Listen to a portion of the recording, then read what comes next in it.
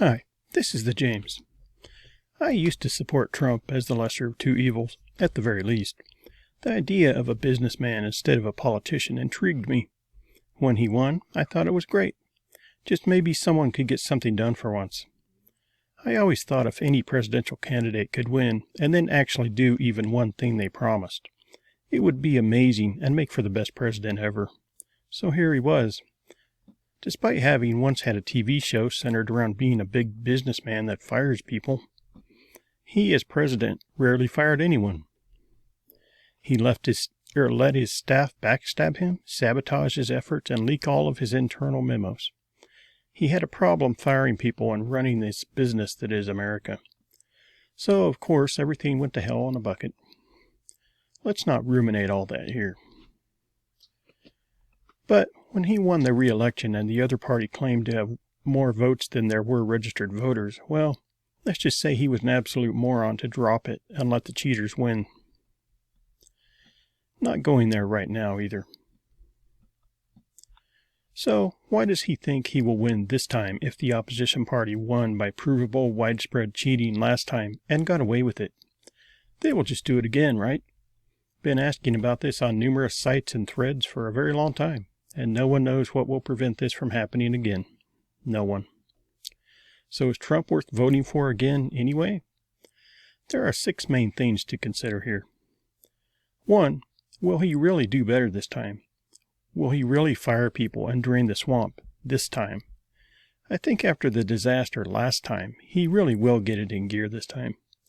He plans to issue an executive order called Schedule F, and has people working for him that are making lists of people to replace 50,000 federal employees in all agencies that he wants out of office to clear out the bureaucracy.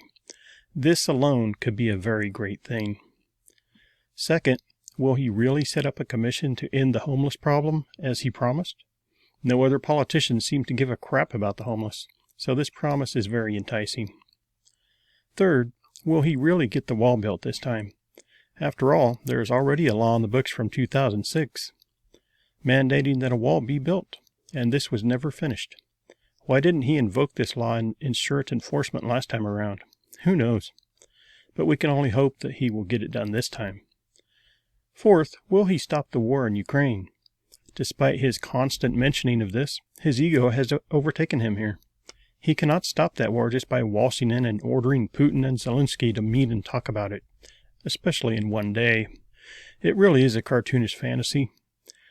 That war has been planned by the American government for 70 years, and there are documents to prove this. More recently, it went into high gear about 10 years ago.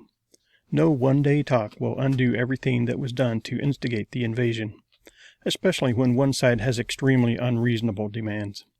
So, no, Trump cannot end the war in one day. The Russians will end it when their goals are reached, no sooner. Issue 5 is China. As far as Trump standing up to China and so on, this is also unreasonable. Funny how the Democrats seem to be obsessed with starting a war with Russia, while the Republicans seem to be obsessed with starting a war with China. I have a better idea. Leave them both alone. Be friends with all nuclear-powered countries. Be trading partners with the largest countries that have the most natural resources and the most manufacturing capacities, which of course is Russia and China. Trump does not get this and wants to stir the pot with China despite our total dependence on trade with them. Now, what of the 6th issue? Can he make us energy independent as he promises? Sure, at a price. One subject where I differ from Republicans is their seething hatred for anything good for the environment. Ever since Al Gore made his documentary, called An Inconvenient Truth, which by the way is completely inarguable and those that oppose it have simply never watched it. Well, they've always hated the big Democrat Gore family, so they at this point started opposing environmentalism. Besides, this helps out their biggest donors, the oil barons. So on conservative pages you will see an unending stream of ignorant comments about how bad wind turbines are, and electric cars, and the ocean plastic gyres are fake, and so on and so on. So yes, he will make us independent of oil imports perhaps, at the expense of the environment. Expect increases in import and production of tar sand oil, fracking, and strip mining as well. More pipelines will be made while the old ones continue to leak like sieves without repair. I personally would rather see more imports of oil from other countries than the intensification of domestic and environmental destruction. But hey, I'm just an old hippie. That's just me. As far as special prosecutors for Hillary, Joe, and Hunter, yeah, he probably will do it. And that goes back to the swamp draining subject. If I could choose, I'd prefer to see Rand Paul as president, and the best VP for someone would be Candace Owens, or better yet, the Donald Jr., or even Melania.